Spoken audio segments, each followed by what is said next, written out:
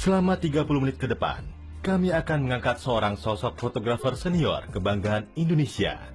Di episode kali ini, akan menemui seorang fotografer yang telah menghasilkan mahakarya fotografi. Don Hasman adalah seorang fotografer senior, salah satu yang paling dikenal di Indonesia.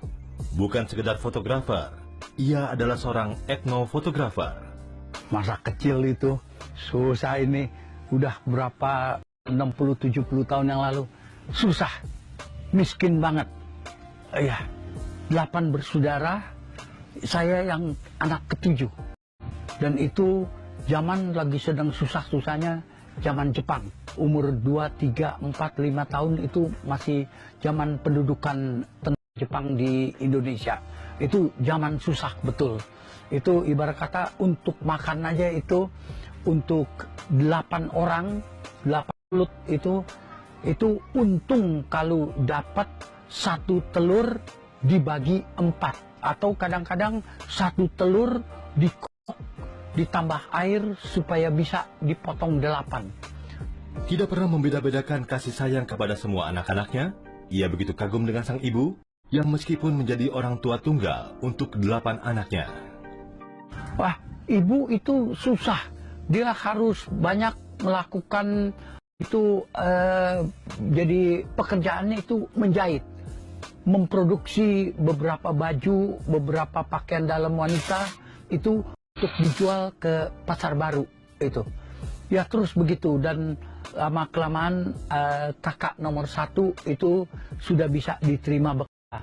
Bahkan ada kakak yang nomor 4 itu juga menjual koran. Sang ibu selalu mengasihi orang-orang sekitar, bersikap jujur. Dalam melakukan segala tindakannya pun selalu ditanamkan dalam dirinya dan saudara-saudaranya. Wah, ibu orangnya begitu sabar, selalu sayang kepada semua anaknya. Dia tidak bedakan anak pertama, anak kedua, semua sampaikan saudara ke-8 itu tetap kasih sayangnya sama. Itu ibu selalu menanamkan kepada ke-8 anaknya itu agar kalau sedapat mungkin itu sebagai pekerja keras dan juga harus baik kepada seluruh keluarga, juga kepada tetangga-tetangganya juga dia menanamkan agar selalu berbaik-baiklah untuk itu. Kecintaannya pada fotografi berawal ketika melihat sang kakak saat mengambil gambar. Dan seolah-olah waktu itu terhenti pada saat gambar itu diambil. Kalau motret itu sejak umur 11 tahun 51 itu sering melihat kakak sering memotret keluarga, ya kami ini.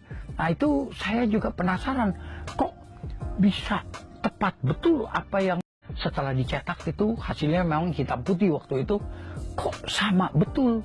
Dan itu seolah-olah mampu menghentikan waktu saat gitu di foto. Dan itu merupakan sebuah hal yang sangat menarik bagi saya itu. Karena mulai tertarik dengan fotografi, Don Hasman pun sering meminjam kamera kakaknya. Hingga akhirnya, sang kakak melihat kemampuan dalam memotret. Oh, itu kameranya punya kakak. Itu yang saya sering curi pinjam itu. Kadang-kadang ya izin. Supaya itu saya juga bisa. Akhirnya kelama-kelamaan dia tahu saya mungkin punya bakat untuk memotret. Dia bilang, begini aja lah. Kau nanti punya sendirilah. Kau sudah punya sendiri, kapan waktu kau mau memotretnya itu bisa.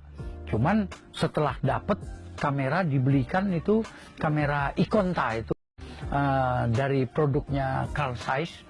Wah, yang berat adalah beli filmnya. Ya tahun 55 ke atas, sebelum tahun 60 itu kan, waduh, susah dan harganya mahal. Dan itu saya mesti cari duit sendiri itu. Ya, banyak kan kakak suka bantu. Perempuan itu untuk beli film, itu dia berikan kayak uang jajan, saya sisihkan sedikit-sedikit itu, bisa film. Untuk menguasai teknik fotografi, awalnya ia hanya melihat aktivitas pemotretan di studio-studio foto, namun kadang ia juga melihat kegiatan teman-temannya yang berada di perkumpulan fotografi. Wah, mana ada orang yang mau berguru, yang menjadi guru. Nggak ada waktu itu mungkin Se-Indonesia itu perkiraan saya untung ada 100 fotografer. Dari waktu dibanding sama sekarang itu sangat jauh. Dulu sangat susah untuk mau memotret. Motret itu sangat mahal dan juga alatnya juga mahal. Yang menguasai teknik fotografi juga itu terbatas. Kebanyakan fotografernya itu di studio-studio sekitar tempat saya. Itu di situ ada banyak studio foto. Dan saya juga kadang-kadang itu melihat bagaimana mereka melakukan pemotretan. Dari situ saya belajar. Mereka tahu bahwa saya mungkin punya minat. Dari mereka juga saya melihat itu mereka banyak membahas tentang kamera, tentang hasil. Nah, itu saya coba perhatikan dan disitulah saya belajar terhadap fotografi dari mereka. Di tahun 1979, jadi tahun awal perjalanan karirnya sebagai wartawan dan juga fotografer di sebuah majalah, membuat Don Hasman sangat menikmati profesinya. Itu 1979.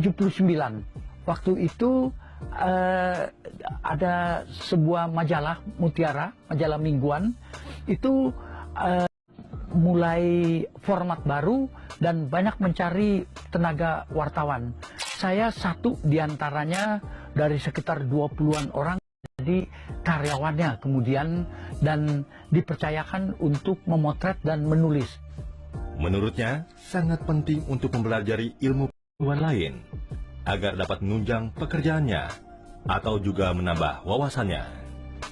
Setiap fotografer itu mempunyai gaya sendiri. Itu tersirap dari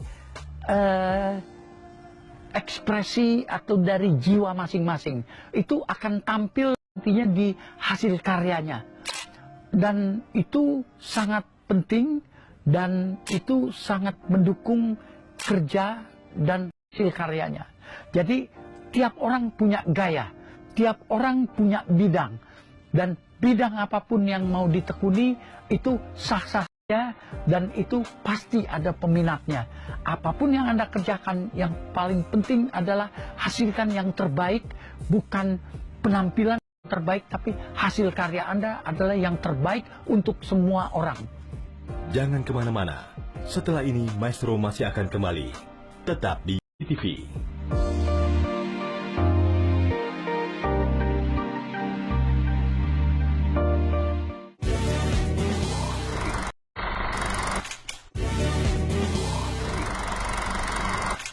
Kembali lagi di program Maestro. Memiliki hobi traveling yang ternyata telah ditekuninya sejak tahun 1953 silam. Traveling ya, jalan-jalan suka benar karena itu bagian dari hidup saya itu memang. Dan terutama ke tempat-tempat yang kalau bisa sih yang belum atau yang jarang dikunjungi orang gitu. Baru kemarin ke Lembah Napu, Lembah Bada sama Lembah Besoa itu. Tapi harus naik 2 gunung dulu itu untuk nembusnya itu. 3 hari nembus hutan tropis itu primer. Hutan hujan tropis primer itu. Ya 3 hari nembus, berat memang. Oh kalau pergi ekspedisi itu saya dalam kira-kira 40 tahun terakhir yang terbaik adalah ekspedisi Kapuas Mahakam itu. Dari Pontianak, muara Sungai Kapuas itu sampai ke muaranya Mahakam itu di Selat Makassar itu. Itu 4 hari itu tembus itu. Jadi Pulau Kalimantan dari barat sampai ke timur 44 hari. Tapi waduh berat bener itu. Etnofotografi adalah mempelajari dan merekam setiap aspek dari kehidupan manusia, termasuk kebiasaan, seni budaya, dan mode. Etnofotografi, kita memotret kehidupan sekelompok orang berikut segala kegiatan kesehariannya. Itu. Jadi tidak boleh diatur, tidak boleh didirect, dan juga harus apa adanya. Kegunaan dari etnofotografi itu khusus semata-mata untuk bahan analisis, bahan kajian.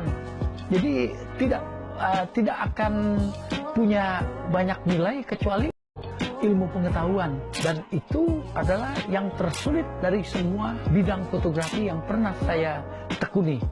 Tidak banyaknya seorang fotografer yang menggeluti dunia etnofotografi, membuat sang maestro tergugah untuk mendalami dunia etnofotografi yang akhirnya menjadi sebuah profesi dengan tujuan agar dokumentasi tentang berbagai kelompok suku bangsa yang berada di Indonesia tetap bisa diabadikan di masa mendatang.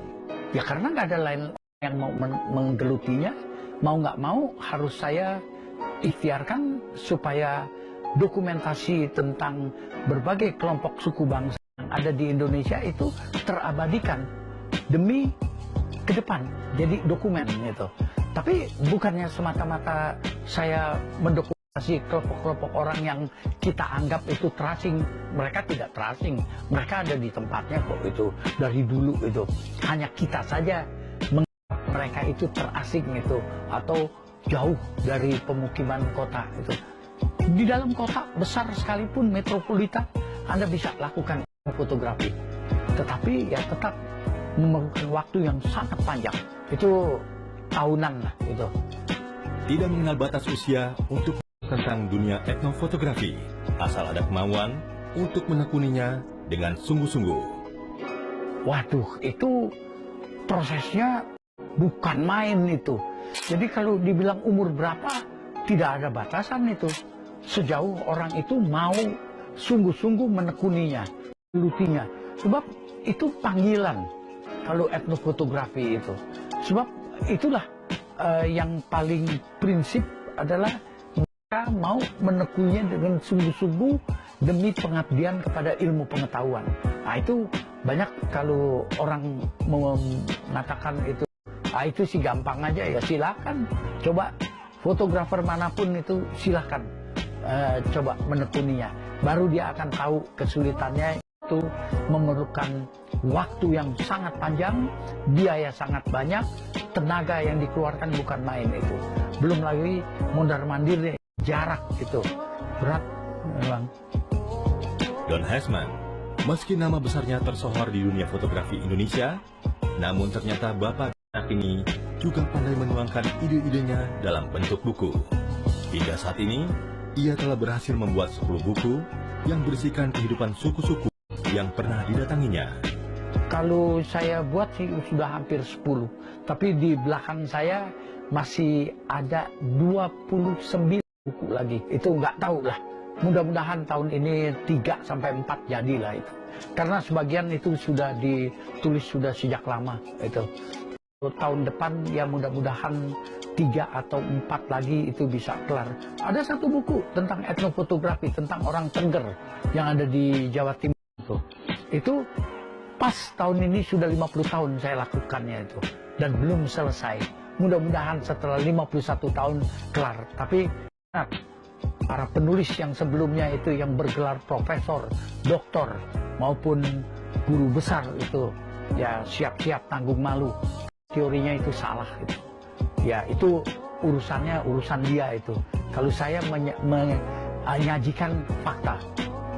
Dapat mengatasi kesulitan yang memang dihadapi dalam suku yang didatanginya. Seperti suku Baduy contohnya. Itu kepuasannya bahwa Anda mampu mengatasi segala kesulitan yang memang Anda harus hadapi. Ya misalnya aja di kelompok Baduy Dalam itu ya, kelompok kalau Baduy Dalam itu salah kaprah itu sebenarnya itu. Yang benar adalah kelompok Urang Tangtu itu. Orang Baduy Dalam itu di Banten Selatan itu. Kelompok orang Kanekes sebenarnya itu. Nah itu kan tidak boleh difoto. Di kawasan Baduy Dalam itu tidak boleh memotret itu. Tapi ya kalau sampai sekarang sih alhamdulillah kira-kira 30.000 saya punya foto tentang Baduy Dalam itu, tapi tidak untuk publikasi, tidak untuk disebarluaskan begitu ya, untuk hanya sebagai bahan analisis untuk para ilmuwan. Suku Baduy memang menjadi salah satu suku yang sangat dikagumi. Akhirnya hingga kini menghasilkan sebuah persahabatan yang kekal. Don Hesman dengan masyarakat suku Baduy. Menurut Don, suku Baduy dianggap suku yang paling berkesan dan istimewa selama ia menekuni fotografi. Itu hubunganku dengan mereka adalah memang persahabatan yang kekal. Tetap saya tidak akan menjadi warga Baduy dalam atau warga Baduy luar. Kalau ada yang mengatakan bahwa dia anak angkat atau saudara angkat menjadi warga kehormatan, itu di Baduy itu tidak dikenal itu. Jadi itu mereka itu sahabat saya, dan saya membina sahabat itu seperti sekarang yang sudah menjadi pimpinan kepala adatnya untuk Kampung Cibeo itu, semua ketiga-tiganya yang di dalam itu, yang di Cikesik maupun di Cikesrawana, itu semua teman saya waktu mereka masih remaja. Jangan kemana-mana, setelah ini Maestro masih akan kembali untuk mengupas lebih dalam lagi tentang karir sang maestro.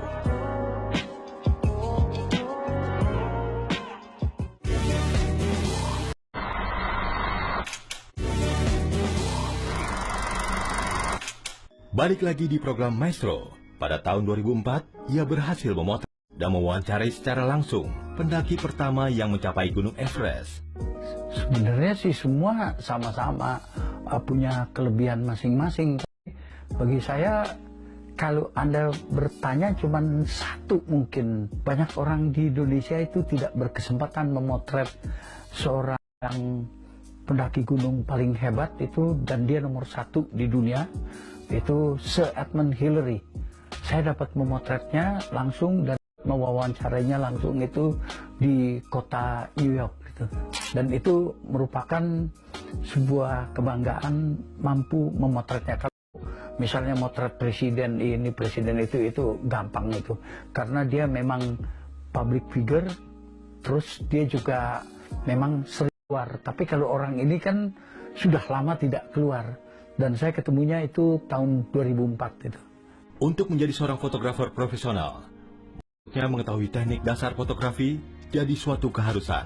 Selain itu, akan banyak hal yang harus diketahui, seperti mengenai alat-alat yang akan digunakan, dan tentu saja akan membutuhkan waktu yang lama.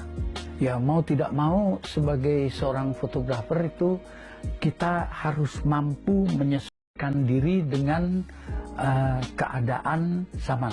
Jadi perubahan itu tidak bisa ditolak, dan juga silahkan mau menerimanya boleh, mau tidak menerimanya itu boleh. Tetapi kalau kita kembali lagi, zaman sekarang orang naik mobil, pesawat terbang, masa tetap mau jalan kaki atau masih mau naik gerobak gitu?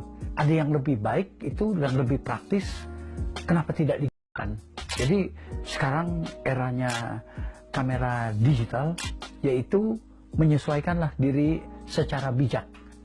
Tidak harus terlalu mengabdi kepada yang teknologi baru, disesuaikanlah dengan kebutuhan. Segala produk yang begitu cepat berubah karena tuntutan zaman, tuntutan waktu, tuntutan permintaan fotografer maupun para engineer, para teknisi kamera, itu memang memerlukan sesuatu yang lebih baik lagi dan yang lebih baru lagi, dan pasti akan lebih mempermudah pengguna, dan itu harus dimanfaatkan. Untuk menjadi seorang fotografer profesional, pendidikan formal menjadi suatu keharusan. Karena jika melakukan pekerjaan sebagai fotografer di luar negeri, sertifikat atau ijazah yang didapatkan pada saat menjalani pendidikan fotografi akan dipertanyakan. Waduh, kalau zaman dulu sengsara ibarat kata. Iya, merayap itu, nyeker-nyeker itu. Mana ada di zaman saya, tahun 50-an kursus fotografi. Nggak ada itu. Kalau sekarang banyak kursus, dan itu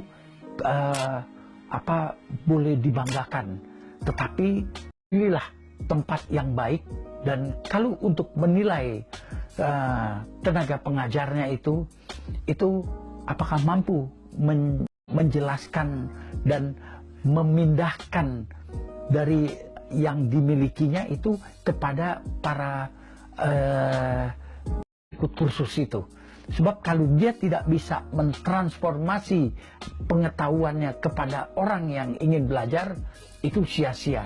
Tapi sebenarnya, saya berkali-kali itu saya menyampaikan bahwa itu orang kita itu biasa kalau sudah bisa itu menyatakan dirinya sudah mampu memotret. Padahal itu ya mungkin dari 1000 fotografer itu untung satu yang tahu definisinya fotografi. Semua yang mereka tahu itu mereka terima dari orang lain, atau itu ya ibarat kata jadi bebek gitu, ngekor selalu itu. Apa yang dikatakan orang itu udah benar, belum tentu orang yang mengatakannya itu benar-benar tahu. Itu definisi fotografi aja yang digelutinya aja tidak tahu, apalagi yang lainnya yang lebih sulit. Yang paling gampang, yang paling mendasar itu dia tidak ketahui. Dan juga itu mungkin untung-untungan dari 100.000 fotografer itu tahu lensa yang dia pakai itu di mana, di titik diafragma mana itu yang terbaik itu. Semua mengatakan kalau udah 1,4, 1,8 atau di bawah angka 1, kemampuannya melebihi dari mata. Mata kan ukurannya itu 1. Itu dikatakan udah lensa yang paling baik itu. Yang dia punya itu mahal sekali. Misalnya 1,2 atau 0,98, 0,95 itu. Jadi melebihi kemampuan mata itu. Itu bukannya yang terbaik itu yang terbesar bukaan dari diafragma di lensa itu. Tetapi ada satu titik yang terbaik dari setiap lensa, setiap tipe, setiap merek itu punya satu titik di lensanya itu, di diafragmanya yang terbaik. Banyak orang tidak mau menggunakan karena begitu dia habis beli dan dia udah coba, dia bisa, itu sudah dianggap itu udah bagus itu. Tinggal dia mau pilih yang mana. Itu angka 1,4, 2, 2,8 itu aja itu untung 10.000 orang tahu itu. Apa maknanya itu? Banyak orang palang tanggung mau memotret itu, yang penting itu sudah ada, kalau dia udah bisa, dia udah tahu. Itu bahaya itu. Fotografi adalah sarana belajar mengenai sebuah hal yang selama ini tidak ditangkap oleh mata manusia. Tentu saja harus dengan menguasai teknik-teknik dasar fotografi. Selain itu, menguasai tombol atau fitur yang ada di kamera yang akan digunakan untuk mengambil objek itu sendiri. Ya, nomor 1, Anda harus menguasai teknik dasar fotografi. Jadi itu tidak bisa tidak. Dan yang kedua, harus menguasai semua fitur atau tombol yang ada di kameranya. Itu dia tahu tombol ini kan menghasilkan seperti apa, menghasilkan apa. Dan juga etika motret itu harus tetap pegang teguh itu. Jangan orang lagi motret itu main selonong aja begitu, itu dia mau kuasai sendiri, itu namanya nggak tahu diri itu.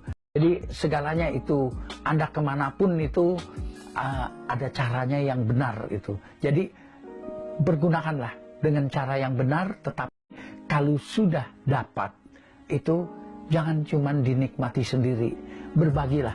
Ya, mengambil gambar sesuai yang mata lihat, itu yang jadi definisinya. Jadi Anda bukan membuat gambar, Anda mengambil gambar. Nah, pasti dengan alat ya. Sebenarnya memang itu yang baik gitu. Pemirsa, tidak terasa 30 menit sudah kami menemani Anda dengan kisah inspiratif dari sang maestro fotografi Indonesia. Tetap saksikan Maestro dengan perjalanan hidup para maestro lainnya. Sampai jumpa.